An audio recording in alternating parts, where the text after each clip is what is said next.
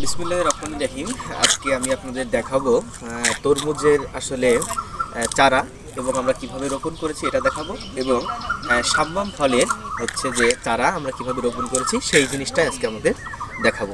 দিকে ক্যামেরাটা নিয়ে দেখতে পাচ্ছেন যে আমরা এখানে প্রথমত জৈব সার একটা প্রসেস করেছি এবং দীর্ঘদিনের বিভিন্ন হাঁস মুরগির এবং গরু ছাগলের গোবর এটা আমরা হচ্ছে যে মিক্সড করে একটা কম্পোস্ট সার তৈরি করেছি এবং এখান থেকে আমরা এটা একটি জিও ব্যাগে নিয়েছি। নেওয়ার পরে আমরা এই গাছগুলো রোপণ করেছি।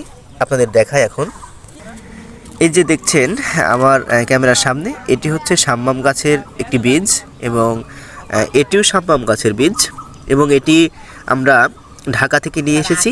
এটার প্রায় দাম পড়েছে, আমাদের কাছ থেকে নিয়েছে ৪৫ টাকা পিস এবং এটাও একই।